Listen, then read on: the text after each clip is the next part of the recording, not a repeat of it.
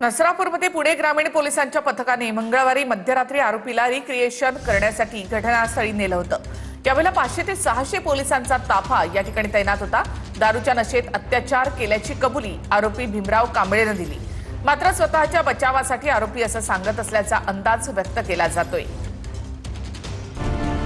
नसरापूरमध्ये पुणे ग्रामीण पोलिसांच्या पथकानं मंगळवारी मध्यरात्री आरोपीला रिक्रिएशन करण्यासाठी घटनास्थळी नेलं होतं। अनुचित प्रकार टाळण्यासाठी पोलिसांनी मध्यरात्रीची वेळ निवडली। यावेळी 500 ते 600 पोलिसांचा फौजफाटा तैनात होता।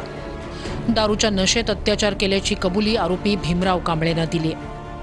मात्र स्वतःच्या बचावासाठी आरोपी असं सांगत असल्याचा अंदाज जातोय। नराधम आरोपीची उद्या पोलीस कोठडी संपते। पुणे ग्रामीण पोलिसांकडून आरोपीच्या आणखी पोलीस कोठडीची मागणी केली जाणार आहे। रुग्णालयात चिमुकलीच्या मृतदेहाची इन कॅमेरा तपासणी झाल्यानंतर प्राथमिक अहवाल पोलिसांना सादर करण्यात आलाय। चिमुकलीच्या तोंडात सॉक्स कोंबून अत्याचार करण्यात आलाय।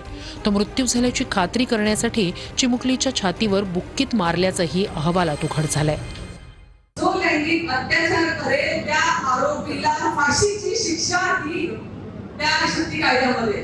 आज का शक्ती कायदा हा अडगडीत पडला याचं उत्तर सरकारमध्ये लोकांनी देणं गरजेचं आहे।